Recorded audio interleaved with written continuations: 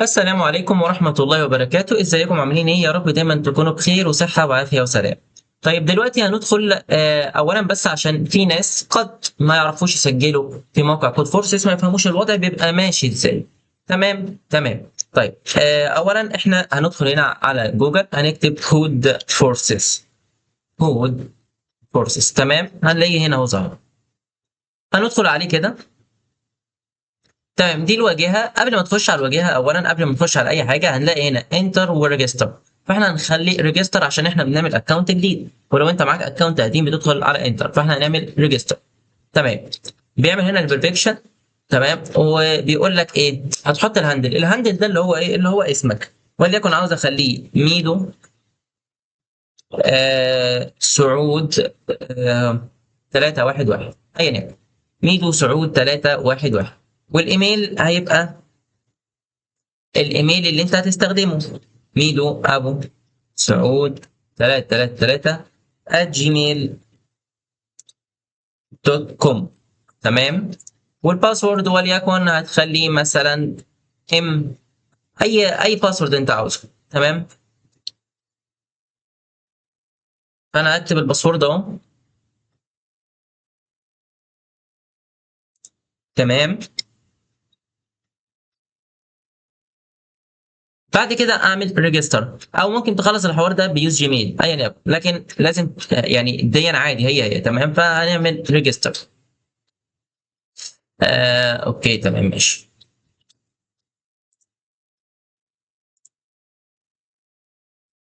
تمام، تعمل هنا سيف، نو ثانكس وخلاص. ماشي، قال لك thank you for interest in code wars you have been successful.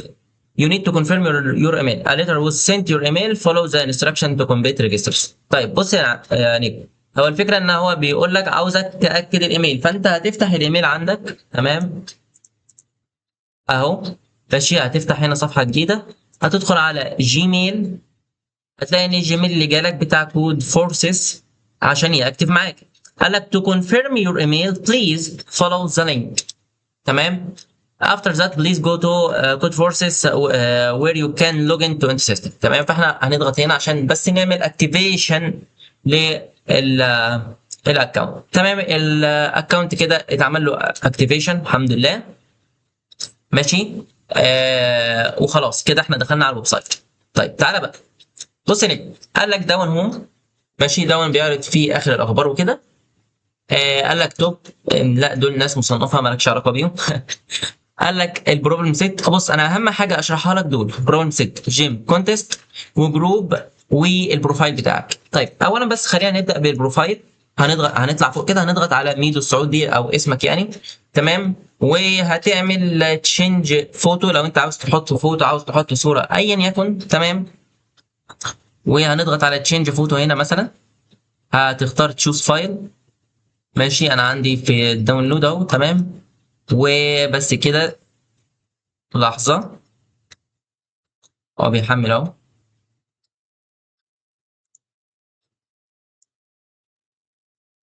ثواني.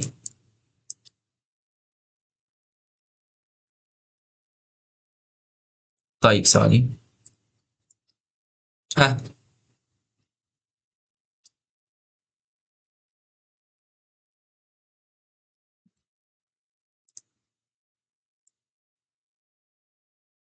تمام، وحطيت صورة. بالمناسبة اللعبة دي يعني مشهورة وترند دلوقتي في الوقت الحالي. المهم، قال لك اهو ده الاسم، وجايب لك فوق ان ريتد، يعني انت مش مقيم لسه، وعدد النجوم عندك صفر، ما عندكش اصدقاء وكده والكلام ده كله. وقال لك انت اونلاين دلوقتي، وريجسترد 2 مينتس. ريجسترد 2 مينتس يعني انت سجلت، يعني انت لسه عامل حساب ده من دقيقتين بس. تعال بقى، من اهم الحاجات هنا جايب لك يعني عارف انت لما تحل اسئله بيجيب لك كده تقييم، بيقول لك انت مثلا بتوصل، بتعلى، بتنزل، هوبا وهكذا. تمام، نفس الكلام هنا بيقول لك انت صفر بروبلمز يعني هنا هنا صفر بروبلمز سولفد فور اول تايم، يعني انت ما حلتش ولا مشكله في الوقت كله، يعني من ساعه ما عملت الحساب. وقال لك هنا انت ما حلتش ولا مشكله من ساعه اخر سنه، وهنا من ساعه اخر مانث كذلك هنا. تمام، بيجيب لك المشاكل اللي انت حلتها. تمام. تعالى هنا بنعمل تشينج سيتنج، بتاكد حاجات، بتزود حاجات، بتغير باسورد وهكذا. عندك مثلا السوشيال، شايف انت العلامه اللي هو واقف عليها دي السوشيال. بص قال لك فيرست نيم انجلش، لاست نيم انجلش، حاجات كده، وحاجات هتحتاجها لما باذن الله تقدم في الاي سي بي سي. طيب عندك الهاندل، ماشي، والباسورد قال لك you can change your handle in the first 7 days after the registration on the on Code Forces. You may change your handle only once, so think twice before you will not be able to change it back. المهم ان هو هنا بيقول لك انك انت تقدر تغير الهاندل بتاعك في اول 7 ايام بعد التسجيل. تمام. وقال لك انت لازم تتاكد، او انت يعني يجب التاكد من الهاندل بتاعك. تمام، عشان يبقى not be able change، يعني مش هينفع تغيره بعدين. خلصنا كده اهم الحاجات. طبعا اي بي اي ده حاجه تانية هتاخدها في الباك اند، مش مهم دلوقتي. السايد بار، هنا انت بتختار السايد بار بتاعك، فايند يوزر، سيلنت يوزر، ريسنت اكشنز، والحاجات دي كلها، والتوب ريتد وكده. هيد اللي هو توب ريتد سيرشنز. تمام، هيظهر لك. المهم خلاص شيل عشان ما بحبهاش. المهم عندك هنا الجروبس هنا مثلا انك عندك في الكليه بتاعت حاسبات ومعلومات بيبقى فيه كوميونتي بيبقى اسمه الاي سي بي سي غالبا. تمام، الكوميونتي ده بيبقى ليهم جروب بيحلوا عليه مشاكل. تمام، يعني مثلا ينزلوا يقولوا لك احنا الاي سي بي سي لو حابب تدخل تتعلم ازاي تحل مشكله وهكذا. هتعمل هاندل على كود فورسز، او هتعمل اكونت على كود فورسز وتخش معانا الجروب، بحيث ان احنا بننزل كونتست كل اسبوع، كل يوم، ايا يكن زي ما هم ما يحددوا. تمام، وانت بتخش تحل. دي الجروبس. طب عندك البروبلم ست. البروبلم ست دي بقى هي دي تقريبا حياتك قبل الاي سي بي سي. تمام، هي والجيم والكونتست طبعا، بس البروبلم ست هتحتاجها اكتر. طب هو اول ما ضغطت على بروبلم ست جاب لك مستويات مختلفه، وجاب لك شويه حاجات كده حلوه. تمام، تعالى نفهم كده. قال لك هنا ايه مثلا؟ قال لك نيم اسم المشكله، هاش اللي هو الكود بتاع المشكله، علامه الباور دي اللي هي مستوى المشكله او الريت بتاعها، وعلامه الصح يعني كام واحد اكسبتت المشكله دي. طيب عندك مثلا هنا مفيش، ماشي، هنا مش حاطين مستوى معين. هنا بقى تعالى AI find nothing here. مثلا دي مشكله المفروض تحلها من مستوى 1100، وده مستوى متوسط شويه يعني. 800 ده اقل مستوى. 800 اقل مستوى، وانت طبعا لسه بادئ بروبلم سولفنج، فانت بتحتاج اقل مستوى، تحتاج تبدا باقل مستوى. 800، 900، 1000، 1100، 1200، 1300 تقريبا بيبقى المفروض الحاجه انك بتماستر وتبقى شخص يعني توب وورلد لما توصل لل 3000 ونص. تمام. طب احنا عاوزين نجيب المشاكل، يعني انا اكيد مش هقعد اقلب كده، فاكيد هنا في فلترز. تمام، ممكن تضغط هنا هيظهر لك ال 3000 ونص. تمام، طبعا دي انت بعيد عنها دلوقتي خالص. بعد كده تضغط هنا هيظهر لك ال 800، وده اللي انت محتاجه. عندك مساله الووتر ميلون دي. طيب قبل بس ما نخش على مساله الووتر ميلون، عندك الديفيكولتي اللي هو الصعوبه. تمام، بتختار مثلا ان انا عاوز الصعوبه من 800، او مثلا من 900 ل 1000. وتقدر تعمل اد تاج. ايه هو الاد تاج؟ انك تختار مثلا ايه نوع المشكله اللي انت عاوزها. فاهمني؟ اللي هو ده، هو ده الاد تاج اللي هو ابروت ماس، مش عارف الحاجات دي كلها. تمام. عندك باينري سيرش، البيت ماسك، البروت فورس اللي هو ده، بقى حاجه خفيفه وحلوه. تعالى نعمل ابلاي. قال لك 900، 1000، 1900، مش عارف ايه. ممكن تعمل برضو اللي هو 800 لحد 900. تمام، وبرضه هيظهر لك نفس النتيجه. 800، 900، 800، هيفضل يظهر لك الحاجات دي كلها كده، ماشي، طبعا بطريقه عشوائيه شويه. تمام، المهم ان احنا عاوزين نبدا بس باشهر المسائل بتاعتنا. شيل ده خالص، خلاص. شيل الديفيكولتي، ابدا عند ال 800. يا اخي شيل ده يا اخي، بس كده. اعمل ابلاي. انا بحب الطريقه دي علشان دي بتجيبها منظمه وبحل بشكل منظم عن كده. طيب عندك اول مساله وهي الووتر ميلون. طيب هتقول لي المساله دي ايه العلامه دي؟ العلامه دي بتقول لك هل انت حليت، هل انت عملت سبميت ولا لا. طبعا بتضغط هنا تعمل سبميت. تمام، وبعد كده بيجيب لك هنا اخضر او لا. هنا بتخليها مفضله. هنا الريت بتاع المساله، هنا كام واحد حل المساله، حوالي كام؟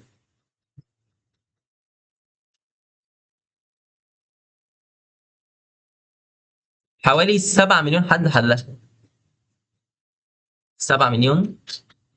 7 مليون ازاي؟ مش فاهم يعني ازاي 7 مليون. 700,000 انا مستغرب، 7 مليون ايه، لسه شايفها من كام يوم. المهم هنضغط على ووتر ميلون. تمام.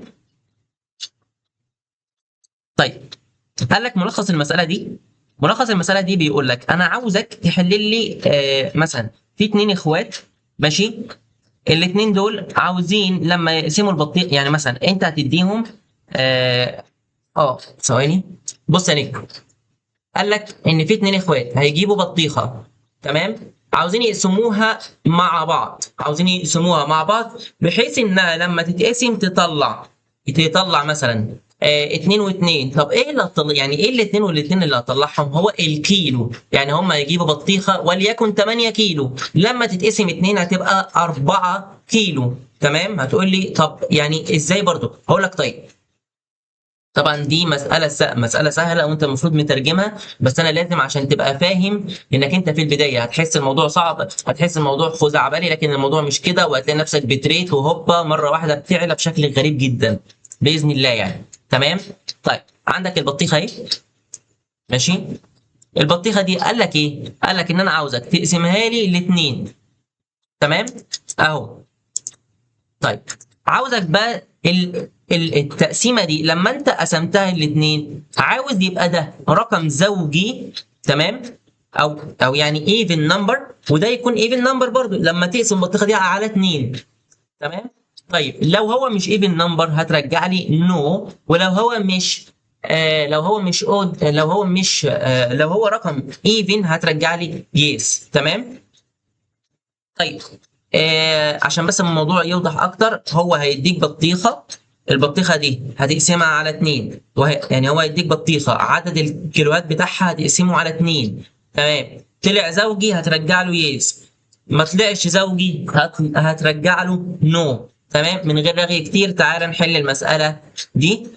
تمام. هتفتح فيجوال ستوديو. تمام. ثواني انزل تحت خالص ادي. تمام. طيب شيل دون. طيب هو انا ليه مستدعي؟ ماشي. طيب قال لك ايه؟ تعالى كده نشوف المسألة بتاعتنا بتتطلب ايه.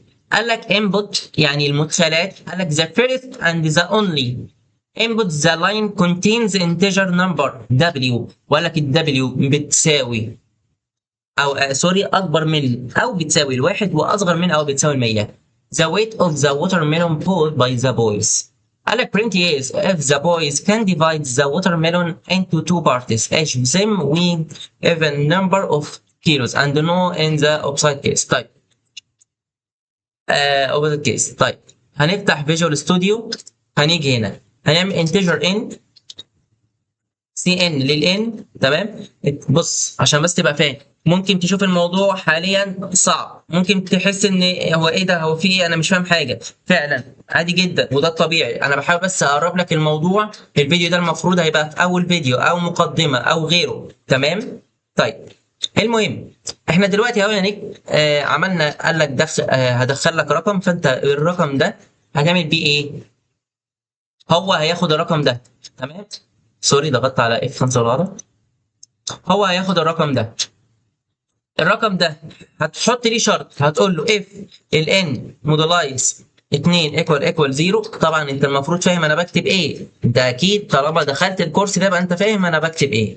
تمام. بقول له لو قبلت الاسم على 2 وما تبقاش حاجه سي اوت، سي اوت يس. تمام. طيب else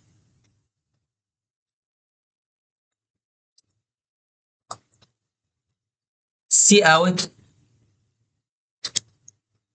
نو. تمام. تمام. طيب بص تعالى نتأكد تاني. قال لك هندخل مثلا الثمانية، حاول تدخل أكبر عدد انبوت ممكن علشان تجرب. تعالى ندخل الثمانية، المفروض هيطبع لي يس. تعالى ندخل 6 يس. تعالى ندخل 0، المفروض يطلع طبع لي يس. طب ازاي يس؟ تمام. طب طبع لي، طب تعالى بص، الواحد لما تقسمه على 2 المفروض هتبقى حاجة صح؟ طلع لي نو. خلي بالك لان في ناس بتحلها بتطلع لها يس بسبب خطأ. ثاني 2 ادي يس. طيب هل لما انت تقسم الاثنين هو فعلا يعني هي دي الغلطه، ما اقصدش على الواحد، هي دي الغلطه، انا بس كتبت بدل الاثنين واحد. المهم لما انت تاخد الاثنين تقسمها على اثنين هيطلع لك واحد ومش هيبقى حاجه، صح؟ اه طيب انت هنا هتعمل شرط تقول له لو الان بتيكوال الاثنين، تمام، هتبقى، لا ثانيه، مش انت بتعمل شرط اللي هو else if n equal 2. طبعا ده مش حل محترفين، تمام، او مش حل حد فاهم، لكن انت في بدايه حياتك لازم تعدي على الخطوات دي. انا بقول له لو الاف equal 2، تمام، فانت هتطبع لي سي اوت نو، ما ينفعش يس. تمام، تمام زي الفل. هتقول لي امال ايه حل المحترفين؟ حل المحترفين هنا انت بتقول له والان هتقول لي تكون اكبر من الواحد زي ما هو ما قال لك، هقول لك ما هي هتبقى 2، لا هتكون اكبر من الاثنين. تمام، هتقول لي ماشي يا عم اكبر من الاثنين، طب ما 3 اكبر من الاثنين وهيطبع لي ايه؟ اقول لك لا، ما هو لازم الشرط الاول برضو يتحقق، انت المفروض داخل وفاهم ده. تعال نجرب برنامج من غير رغي كتير. ثانيه نشيل دي. تعال نجرب برنامج. الثمانية المفروض هيطبع لي يس عشان هتطلع 4 و4، تمام. الثلاثة المفروض يطبع لي نو عشان هتطلع 1.5 و1.5. الاثنين المفروض هيطبع لي نو، تمام، هي نو، تمام، لكن هو في الاول كان بيطبع لي يس، تمام. طيب الزيرو المفروض هيطبع لي نو، تمام، لان ما ينفعش زيرو. طيب الواحد المفروض هيطبع لي نو. احنا كده جربنا اكبر عدد انبوت ممكن. طيب كده بقى هنيجي ناخد كنترول A كنترول C، تمام. هنيجي هنا ادي المساله، هنيجي هنا على علامه السبميت، تمام. هنيجي هنا هنكتب اسم المشكله وهو فور ايه. خلي بالك بقى من الكارثه دي هي الجي ان يو. الجي ان يو لو متحدد على حاجه زي انهي، فين يعني هي لما بتخش بتبقى متحدده على ده، ودي كارثه. لا انت المفروض تحددها على دي او الجيل التاني. المهم هنيجي نضغط كنترول في، هنيجي نضغط سبميت. احنا كده خلاص عارفين المساله، تمام. ودي اهي عملت اكسبتد. طيب قبل يعني انا قابلت دلوقتي مشكله وهي الكومبليكشن ايرور عشان اخترت الجي ان يو سي 11 اللي انا قلت لك عليه، والمشكله دي تعمدت انها تظهر. تمام. وخلي بالك بص بقى، قال لك ان الجي ان يو سي بلس ده جيل قديم، سي 11 ده جيل قديم، انما انت تتكلم على السي بلس بلس الحديثه، تمام. بس كده. المهم احنا كده خلصنا البروبلم سيت وحلينا المساله. تعال نشوف المساله هل هي اتحلت فعلا ولا لا، تمام. عمل لك عليها علامه اخضر. طيب هنيجي هنا بقى على جيم ده قبل مسابقه اي سي بي سي، ده بيبقى حبيبك وكل حاجه، بتقعد تحل وبتقعد تدخل كانك بتعمل محاكاه للكلام اللي انت هتخشه، وبتحدد الوقت، بتحدد انت عاوز تقعد وقت قد ايه، وبتحدد الريت بتاعك اللي انت عاوز تحل بيه، تمام. ده حاجه ادفانسد شويه، لا هتعرفها بعدين لوحدك. تخيل لوحدك عندك الكونتست دون، زي مثلا كانك دخلت كونتست السي بلس بلس الاي سي بي سي اللي بعد شهر تقريبا، كانك دخلته، صح؟